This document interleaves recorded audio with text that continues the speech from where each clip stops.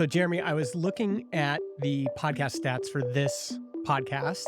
Each episode gets on average 260 downloads in the first 30 days.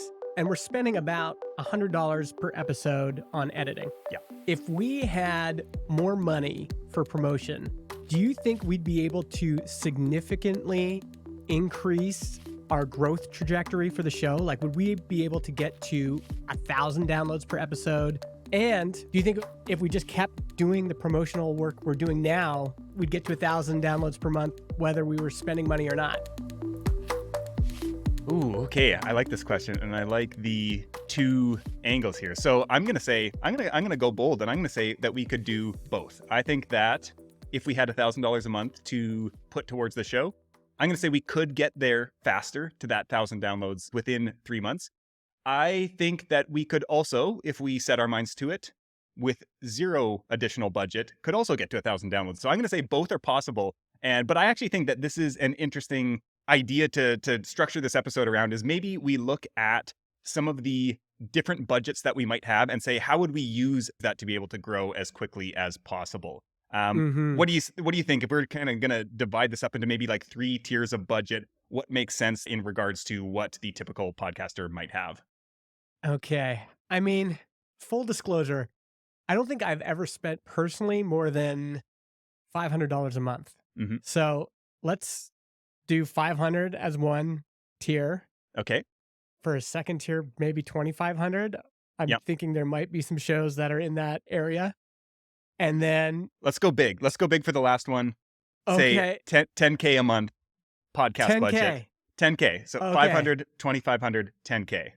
Sound Wow. good? Okay, sure. That's it feels kind of like you're getting into the bootstrap level, and then we get into kind of fantasy league up at the $10,000 a month. But that'd be fun. So $10,000 per month, 2,500 per month, or 500 per month. That's right. Now, before we Okay. go into this, I want to look at the data first and bring this in from the report, and let's see how these kind of tiers align with where people were at. So I've got the data up here, and in this section of the report, we were looking at dividing the monthly budget, and this is both for everything kind of production, marketing, anything related to the show. We divided it up by the growth rate of the shows. And so we had shows that grew by more than 100% a year. That was one category.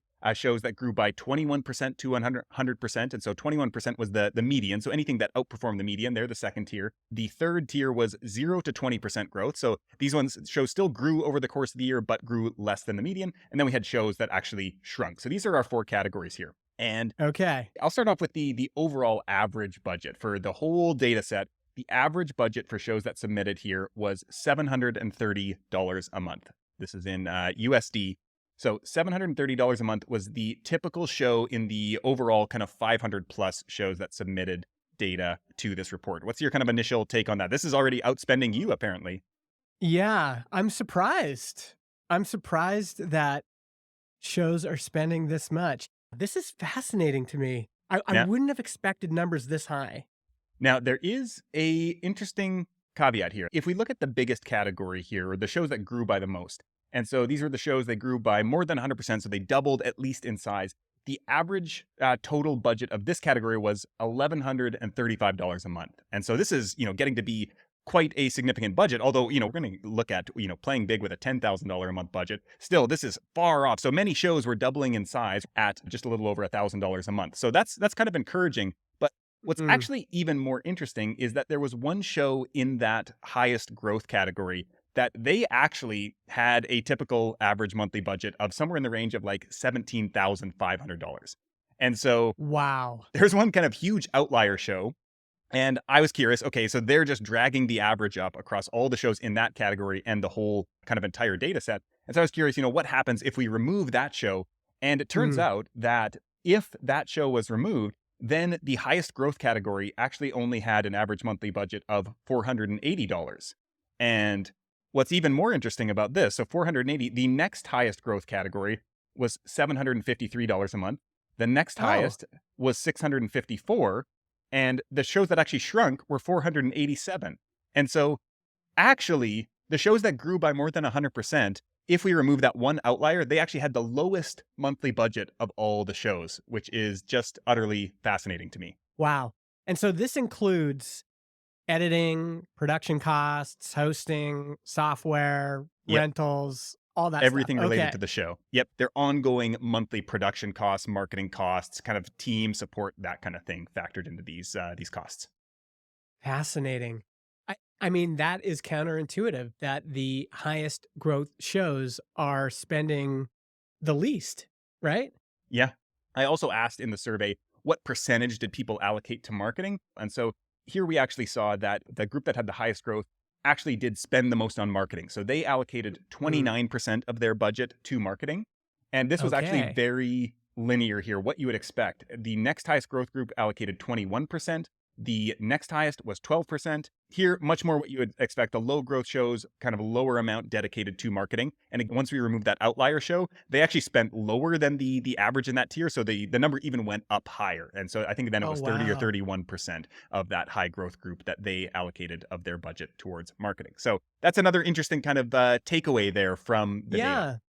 Yeah. You know what I like about that is it gives me a benchmark to do experiments against. Hmm. So if I'm saying, well, my monthly budget is $100, maybe I could put $30 aside for some form of promotion and just start experimenting. I'm going to invest that in some form of promotion. And then I'm going to see if there's any sort of cause and effect. Deploying this capital this way, I'm always thinking like for myself, I might take that benchmark 30% and start to think about how I might do that for my show. How can we implement a regular marketing spend for our podcast? Yeah. So maybe let's get into the hypotheticals here then, shall we? So Okay. the first tier here, we're going to look at $500 a month. And so this is kind of very much in line with the typical show who submitted the survey. So this seems to be where most people are at. So let's start off with you here. And I would love to hear if you had $500 a month to allocate across your show. So this is not just marketing. This is everything, production, all of the kind of behind the scenes costs and everything. Where does that $500 get spent for you? Okay. So hosting and recording software, that's about 50 bucks. Editing, about $85 per episode times four. So that's about 340 bucks. And then I just put the rest into newsletter sponsorship. So about Oh, okay. $120 into newsletter sponsorship. And walk us through your approach to newsletter sponsorship here. I just thought if I was going to experiment and I had a budget that was kind of that small, there's so many niche newsletters that could match up with my topic. And there's a lot of them that are looking for sponsors. And it just felt like, well, that's an easy one and it's trackable. I could see how many clicks we got from that newsletter. If I use something like Chartable or Linkfire, I could even track that link all the way to listenership. Hmm. So it felt like it's fairly easy to deploy, especially if you have a specific niche. It's easy to find those newsletters and then try it out. And yeah, it just felt like that would be the first experiment I would try over anything else. And you don't have to be super sophisticated. So Right. as soon as you get into Facebook ads and Google ads, it's like requires a certain sophistication. Hmm. But newsletter sponsorships are usually you reach out and say, "Hey, can I sponsor for $100?" And they say yes or no or whatever, and they're trackable. So I just like the simplicity of it. Yep. And so in this scenario, you are linking directly to the show. Is that what you would submit as your link to the newsletter? Yeah, I would link to the show or probably even a specific episode. I would Okay. I would try to say, "Hey, in this latest episode, Jeremy and Justin talk about podcast marketing budgets. If you're interested in that, click here and listen in Apple Podcasts, Spotify, whatever." And then I would see how many people actually listen to that episode. So yeah, I would try to pitch the show on a probably on a specific episode. Like, can I hook people Yeah. into listening based on this episode's promise or this episode's topic? Yeah. And, that goes to something that we talked about in one of the previous roasts. And this was for the show, How Fitting, where we talked a lot about specificity of language. In this case, we were talking about the episode titles and the show description. But really, with any kind of marketing and advertising, the more specific you can get with like the promise of what people are going to get from this thing, especially if they're unfamiliar with you, the more like real and visual and tangible that you can make it feel that they're going to get some value out of this. Like that's what you're fighting against. And so specificity is a Yeah, big kind of aid in that. yeah, exactly. Now, what about your budget? What was your $500 budget?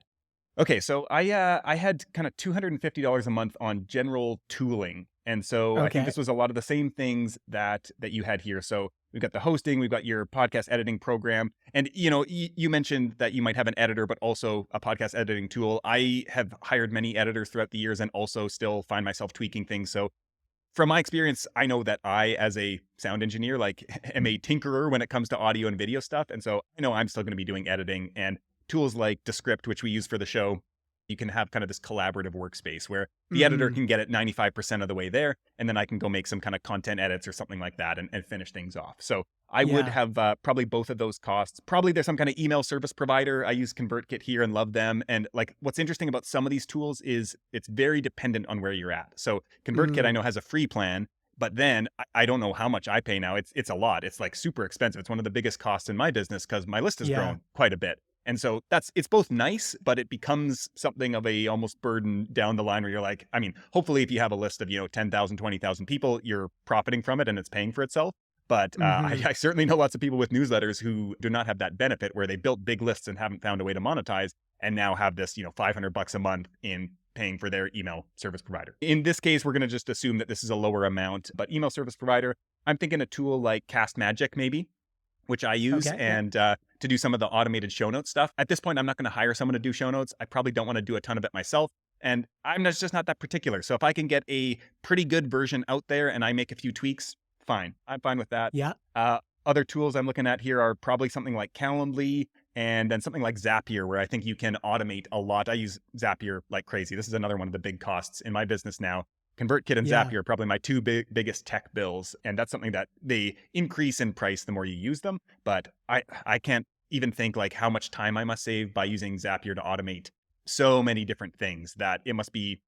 At this point, there's so much stuff that's happened behind the scenes that's built up over years. It must be like at least 20 hours a week, probably, of stuff that I could just not Okay. even do anymore. So that's my kind Wow. of tooling side of things here. And so that's around $250 a month. That's about half of the $500 a month budget. And the one thing I will say on that is like, I like most everyone started cobbling together all the free tools. And if you have the budget to spend on it, I just think this is such a great use of that budget. Like Mm-hmm. you realize how insufficient a lot of your tools were and how cobbled together a lot of your solutions were after you actually just pay for the tool and you're like, oh, this actually just works and it's so much easier and I don't need to do these three different things. So I'm very happy to spend on tooling for the most part. Yeah. So yeah, that's the first half of the budget. The second half, I have everything else would go to podcast support of some way. So this would, I think, for me, depend a little bit on what the show is. And so if I Mm-hmm. had a high production value show or something like that, probably I can't hire an editor in that range to do what I want to do. So maybe I do that myself. And so then I'm going to be looking at some kind of like podcast VA who can help with scheduling and uploading and a lot of that type of stuff. If it Mm-hmm. is more of a kind of interview show that doesn't need a lot of editing, probably I'm going with a podcast editor and maybe I'll handle some of the back end stuff, or maybe I can afford both depending on the price there. So would depend a little bit on what the workflow is, what the show is. And in our case, a show like ours, it's not like a super high production value. So I think editor would be the first thing for me. And then a VA might be secondary if there's anything that I can do, even a couple hours a week at something like, $25 an hour, $30 an hour is definitely worth it for me. So that's where my budget's going at the $500 a month level. Wow. And nothing on advertising. Nothing on advertising, not yet. Maybe in one of the future tiers here, but I'm gonna save it. And at Wow. $500 a month, I'm outsourcing stuff that I don't want to do. We'll maybe get into this a little bit more, but my big belief is that you as the host are the best marketer of your show, and so I want to free up my time to be able to promote it myself. And I think that's where that time is going to get the best ROI. Okay. Do you want to jump into 2,500 bucks? Okay, let's. I'll keep going. I'll keep going with the 2,500 here. So Okay. amping it up quite a bit. This is 5x the budget. So we're going from Yeah. 500 up to 2,500. This was more than double the highest tier in our podcast marketing trends report, and that's including that outlier show. It's even more than that, more than double if we remove that one. So here, I'm not going with any advertising yet at this point. 2,500 bucks a Okay. month. I'm amping up my tooling. So now we're up Okay. to 750 a month I've got here. So I might be adding some potentially social media kind of scheduling and engagement type tools, some things like that. There's some kind of cool stuff on mainly Twitter is where a lot of this tooling is, where you can do auto DMs and replies and things like that, where you can say like, hey, we're doing a giveaway, put this emoji in the comment and I'll send you this thing. And so there's a lot of Yeah. great engagement stuff you can do with tools like that if you have them. So I'm probably adding on something like that at this point, and that might even fit in the $500 a month.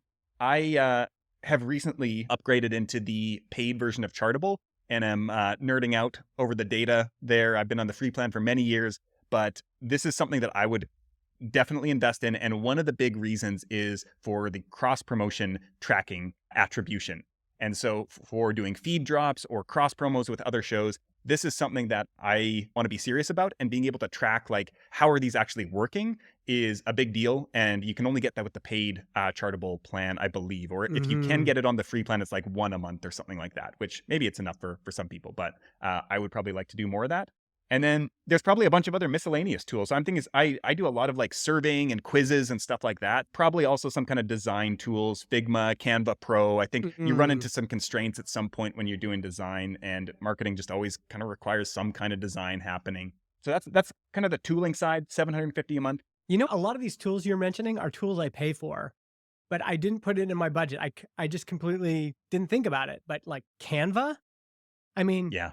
you kind of need, it's almost like you need to have a Canva subscription just for Yep. doing miscellaneous graphics, for doing episode art, for, coming. You could even pay a designer to set up a nice template for you and then just keep reusing it.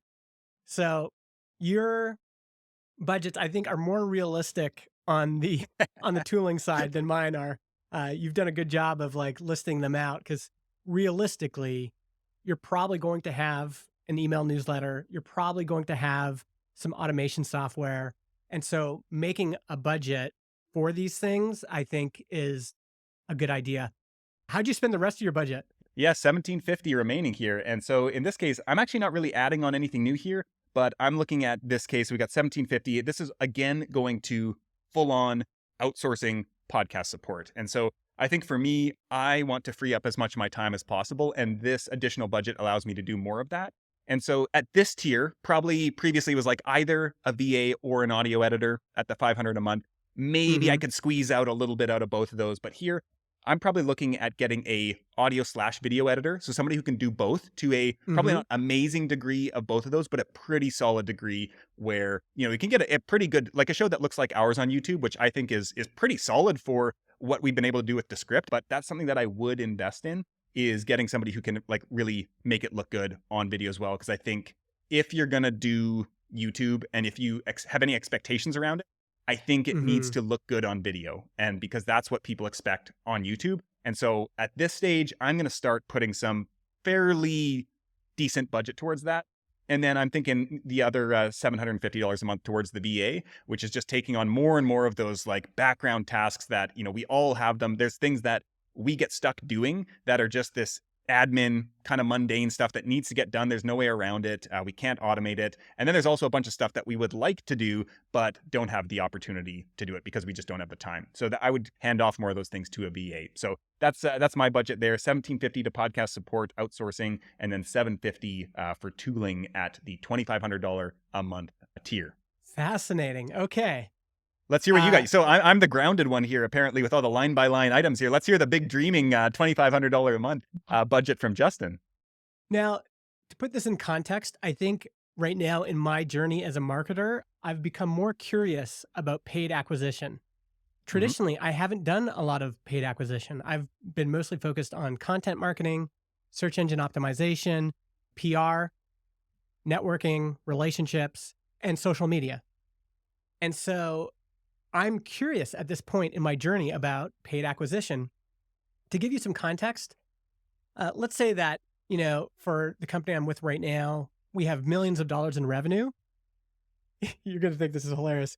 Guess how much we spent on ads last year? Okay. So I'm gonna think it's hilarious. So it's gonna be low, but how low? I'm gonna say, okay, millions of dollars in revenue. I'm gonna say $5,000. Just over $1,200 last year in ads. I think I spent So, more than you on ads. yeah, I have not done very much paid acquisition. This year I want to increase that budget to $5,000. I'm curious about it, but I don't have a lot of experience with it. So in this fantasy world, I'm dedicating more towards advertising. So tools, it looks like tools is still under $100, $49 for Woo! hosting, $29 for recording software. Paying for an editor, still $85 per episode times 4, that's $340. This time, I'm investing another $85 per episode on clips editing and posting. So, getting someone to edit little short TikTok reels and Instagram reels. So that's another 340. And then I split my marketing into newsletter sponsorship, about $870, and then podcast ads. So putting ads Mm, on other podcasts, another $870 for the same reason.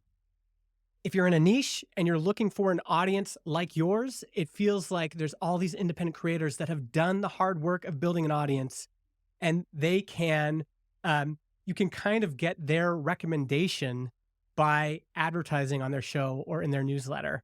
And if the pitch is good, then you might get a bunch of their audience to follow you and check out your show. So yeah. that's my budget, just splurging big time on ads. Even though I didn't spend this much on ads myself last year, I'm going in on ads because I'm curious about it. I want to see how it works out. And now the tracking tools, like you said, have gotten better. Yeah, Some money you don't for, have access to Chartable at this point, so you're not going to be able to track anything, I know unfortunately. I'll reduce my ad budget a little bit to get a Chartable or Linkfire subscription. Yeah. So one of the things that I love about this is that you've got two different advertising channels. And I think that Mm, this is one of the things that, I mean, we've talked before about the importance of experimentation in marketing, but in advertising, really, experimentation is the whole job. And I think that a lot of people tend to view advertising in a few different levels of awareness of how it works. And one is just like, level one is just, okay, you just put money, you just boost the post and people find it. And, you know, people will see it. Probably they're not going to click back through. Level two is kind of looking at like this mystical thing, I think, where people think like, oh, you need to get some kind of like copywriting wizard, somebody who can just like get the perfect creative, the visuals and the copy and all of this, who knows all the stuff about the back end of Facebook that I just don't know, and so I can't do it. And then I think level three, like the master level here, these are very chunky, broad levels, only 3 levels of advertising proficiency, but we're running with it.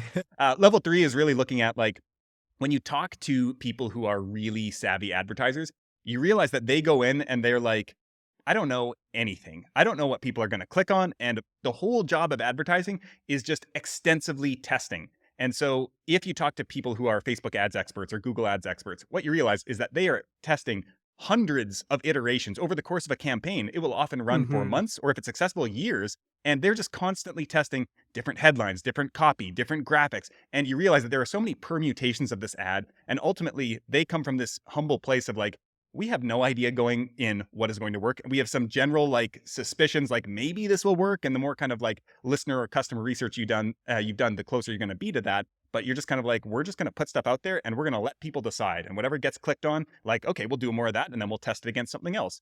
And to Yeah. me, this is something that's actually it's encouraging in one way because it kind of dispels the idea of these like advertising copywriting genius.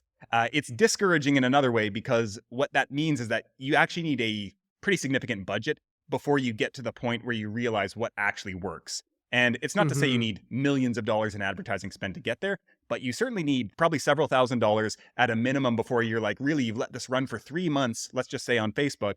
And you're now like, okay, we've got to a pretty good point where we've weeded out a lot of the underperforming ads and we're at something that is starting to get pretty good.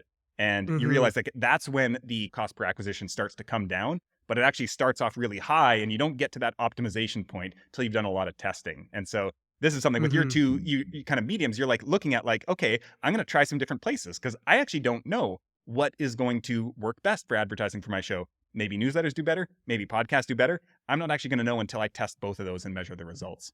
Yeah. Should we do $10,000 budgets? Yeah, let's ramp it up to the dream world. And okay, so you already were going big on 2,500. So I am fascinated to see where you take this when you quadruple your budget now, and you already could have spent more than your entire last year's annual advertising budget with the previous tier. I shudder to think what you're gonna do with it at 10K a month. So lay it on me.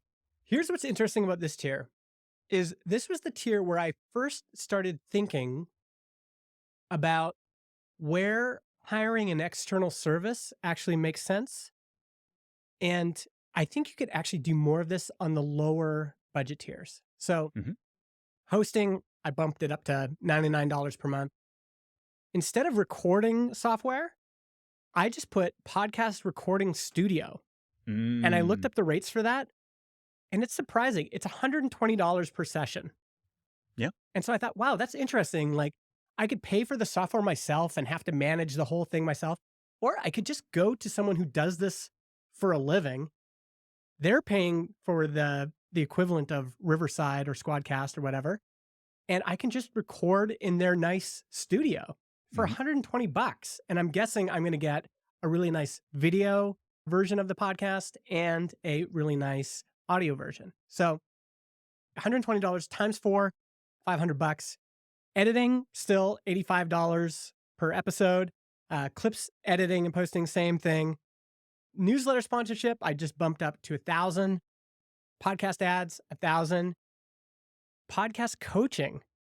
The more I thought about this tier, I was like, if I had somebody that just did a call with me or a couple calls with me every month, Yeah. and if I'm at a $10,000 a month budget Yeah. and they could help me 2x or 3x my efforts, that seems worth it. Coaching can cost all sorts of things, but I just said $1,000 for that. Yeah.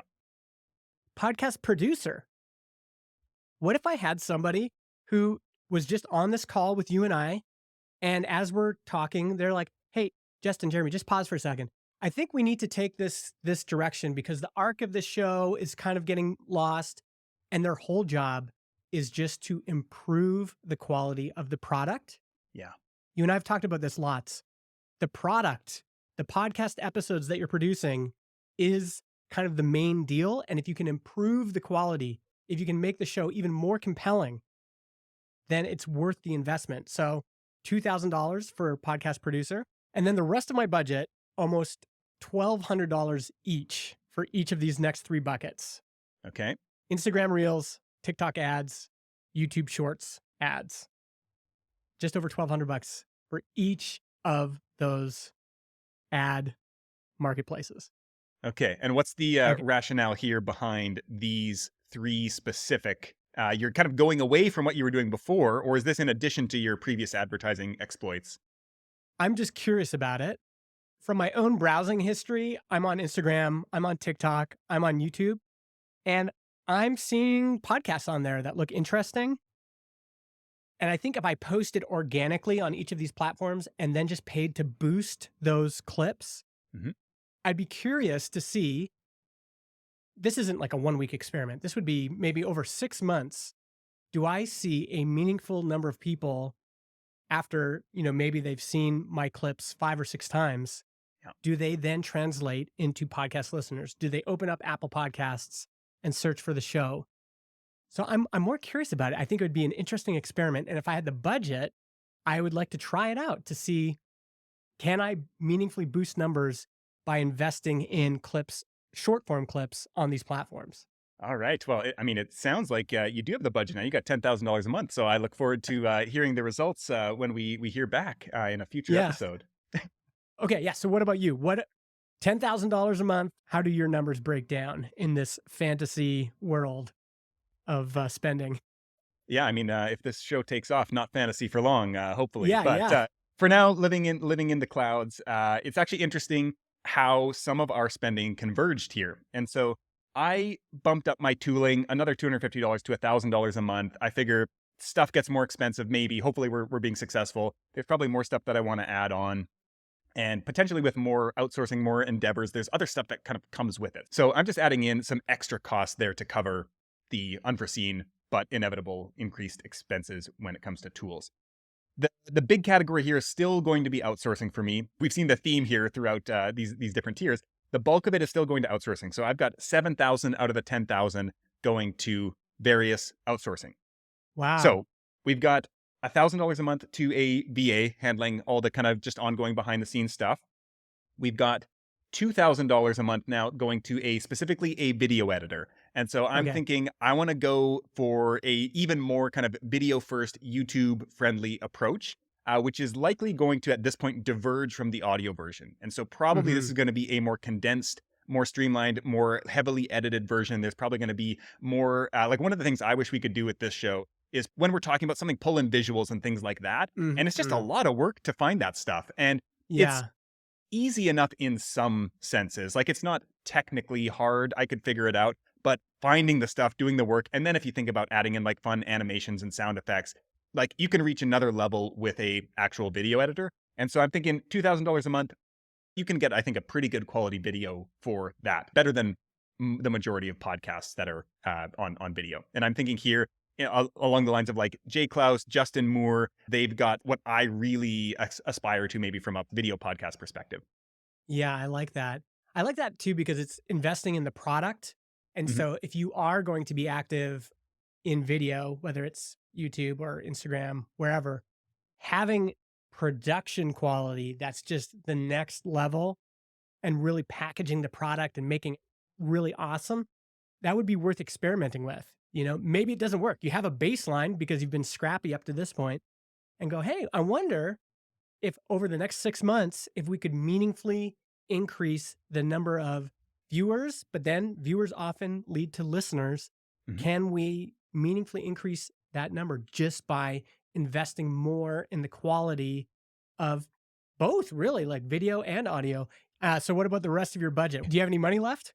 So yeah, oh, we got lots of money left here. Oh, So good. we're still in the outsourcing category here. We've got $1,000 a month for VA, $2,000 for video editor. We also had that $1,000 for tooling, and so we are currently at $4,000 spent. So the remaining 6,000. In addition to the video editor, I'm thinking we're also having a separate audio editor at this point who's just handling the audio stuff. These have kind of diverged into separate kind of processes. So that's going to be maybe, I had it at 1K a month here. Probably it could actually be quite a bit lower. I have $500 a month for a thumbnail artist.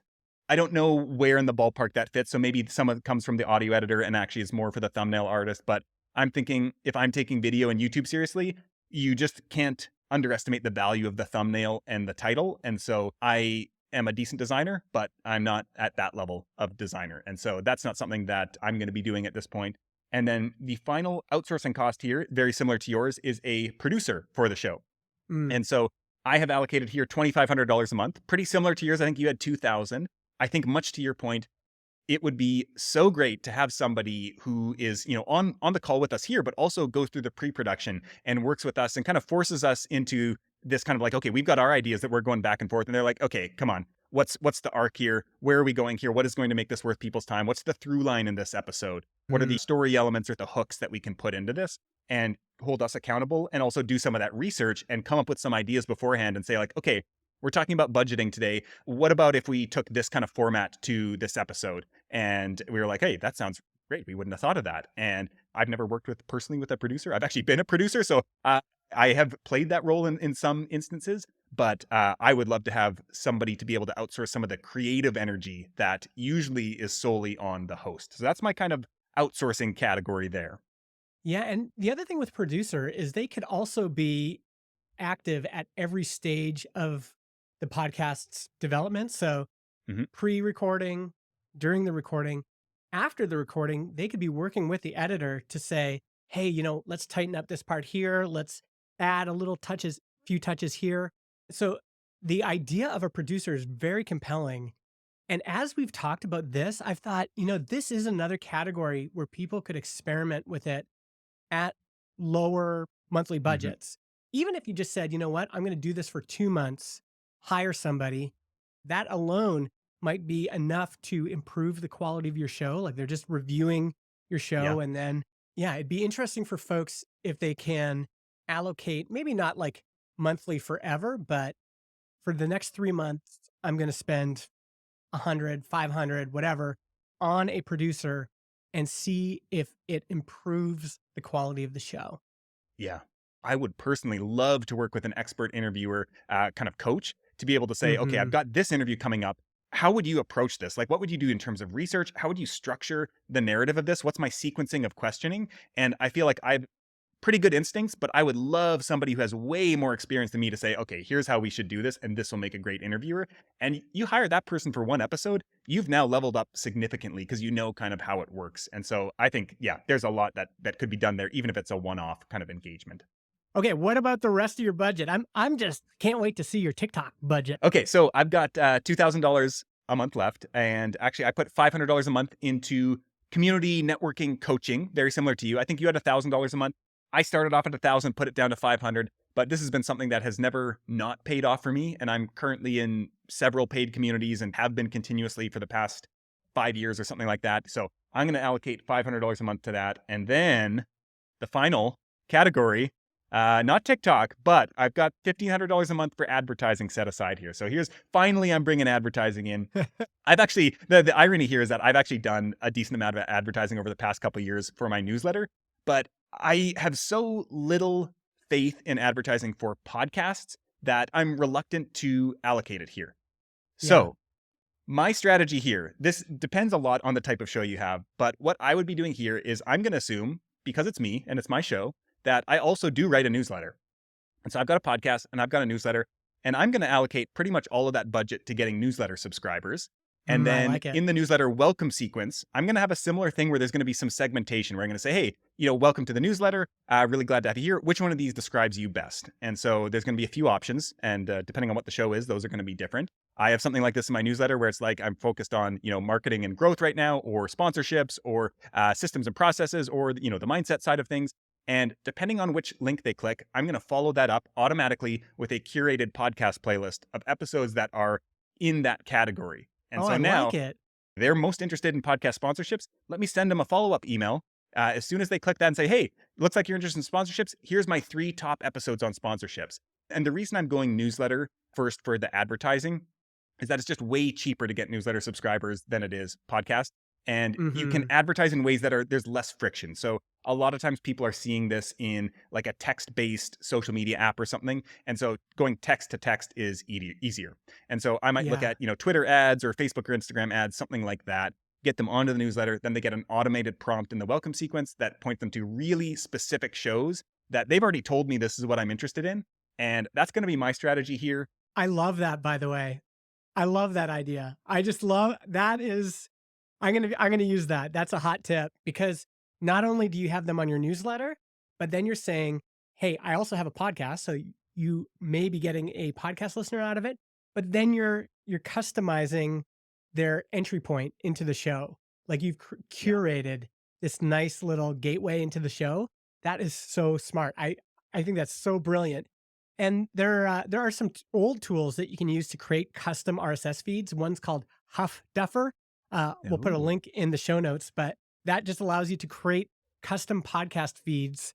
It can even be episodes outside of your feed. Like, here's an interview I did, and then you can send that individually to each of these groups. That's such a great takeaway. I'm gonna use that for sure. And the other thing that I like about this is that once you get somebody on your email list, you essentially, until they unsubscribe, you get infinite opportunities to present new episodes to them. Yeah. And so my kind of game plan here is like, I ultimately want people on both my email list and my podcast. And so it doesn't really matter which door they come in. And probably it's easier to get them on the email list. And once they're there, then I can keep sending them emails that are going to be valuable. I'm not spamming them. But it's like, I know they're interested in this. They actually signed up for the newsletter. And so I'm also going to get the podcast out there regularly. So that's my strategy there. The one thing that I have been really curious about, and I do actually want to experiment with this year, is running retargeting ads to people who visited my website or engaged with me in some way, specifically to the podcast. And so we talked about in the social media episode that people need so many touch points with a show before they eventually listen. I would need some disposable budget to really do this. But I'm really curious about, like, okay, I know somebody's come to my website, so that says something about them. They're interested in podcasting. Maybe they've even visited. And this is one of the cool things about like Chartable. You can actually embed a tracking pixel for Google Analytics or Facebook. Okay. And so people who click through your link once but don't listen, you could then say, okay, anybody who's clicked through my Chartable link ever but hasn't listened, like, show them the ad on Instagram or TikTok or Google Display ads too. So your show could like follow people around the internet. And this is something that I think is really intriguing to me, but I have no idea how effective it would be or how much budget it would take to, make it worth it. Yeah. And this is the thing. I mean, if you have resources, whether it's time, energy, or money, it's worth thinking about experiments. What bets could I make that might have a meaningful impact on the show? I'm just going to allocate some budget and time towards this, and it might take you 3 months, 6 months to see results, good or bad. Mhm. But thinking in experiments, thinking in bets, I'm hoping that's what we're prompting people to do here is to think, Yeah. oh, interesting. Like, regardless of the resource that I'm investing, I've got to think in bets. I've got to think in experiments. That's how you unlock growth, right? Yeah. So before we sign off here, I want to throw in one final wrinkle here. And you open it up Okay. at the start of the episode here with a question about, if I had more budget, do I think I could grow the show? And I said, I think actually I could do both. And so I want to close this out by saying, let's just assume that our current production costs, so we've got our editor and we've got our hosting and all that. That's taken care of, but no budget on top of that. The goal of getting to 1,000 listeners an episode within 3 months. What's your game plan starting today? Partnerships, meaning like networking. I'm just reaching out. I'm building relationships in my space. I'm being active on different social media platforms. I'm writing good content. I'm writing good questions, like good prompting questions, and getting people to interact, probably on social, but also in communities like Slack and Discord, interacting on Reddit and relevant subreddits, finding Facebook groups or LinkedIn groups, finding local meetup groups, finding conferences. I think I would invest most of my time in networking because almost every time in my career where I've unlocked more potential or unlocked more leverage, it's because I met somebody who was key. Yeah. So, based on my own experience, it's almost all related to connecting with people. And when you do that, you kind of expand your circle of advisors. All of a Hmm. sudden, you can go to 5, 10, 20 people and say, hey, I'm trying to grow my show to 1,000 listeners. I'm here right now. What things do you think I should try, experiment with, do to unlock more growth for my show in this niche? And I think I would get a lot of leverage out of that. What Yeah. about you? What are you investing your time and energy in? Yeah, I think it would be very similar to yours where I think at the no cost level, it essentially has to be time investment. And so really the only other option is tapping into where people already are. And so my thinking around this would be to find a existing community where kind of like the party's already happening, so to speak, Mm, around my topic and my content. And my goal over that's let's just say that 3 months is to become known by everyone, to kind of like saturate that community as somebody who has good ideas on the topic, original ideas, and is also generous in the space. And so mm, at some point, I'm probably not making many asks in the first month or maybe even two. And I'm yeah, trying to like just connect with people, make friends, show up regularly with a high volume of interesting ideas. One of the things that I think about, and this has kind of happened to me when I think about how I've grown my newsletter and things like that, is I've just picked a small enough pool to play in that I can conceivably become generally known by most people in podcasting, whether or not they know me personally, but they've like, oh yeah, I've seen Jeremy around the internet. And so that's what I would try to build up that baseline awareness of people where it's like, okay, I'm not converting a cold audience here. Like most people have some impression of me. Hopefully it's positive because I've shown up generously and contributed for a couple months with a lot of interesting ideas. I'm going to get that awareness from the general population, but also it's going to get the attention of other people who might be good collaborators, at which point, we can set up promo swaps, guesting exchanges, things like that. And I would be trying to, do probably post rolls or maybe even mid roll collaborations and promo swaps, things like that. And in every episode I'm doing newsletter swaps, all that kind of stuff to try and just like get as much interplay between the people who've already established audiences in that space as possible. I like it. All right. So, I know we talked about a number of different budget tiers here, but any kind of takeaways, maybe ways to think about budgeting that you want to leave people with before we sign off here? Invest in TikTok ads. No, I'm joking. I mean, really, it's experiments, thinking in bets, thinking about how much you have to allocate. Think about, well, actually, you know what? I'm not at the $10,000 budget, but I have $100 extra I could play with. And maybe I could get somebody to coach me for that amount. Maybe I could run a few ads for that amount. There's things that you can experiment with even if your budget is small. What about you? Any closing thoughts, things that you want to leave people with? Yeah, I think for me, it's actually to look beyond advertising. And I think a lot of people do think about outsourcing, but as we saw from my breakdowns in every tier, outsourcing was the bulk of it. And I think the one kind of through line here, the theme for me personally that maybe I didn't articulate is that, we all have these things that we are the sole person that can do for our show.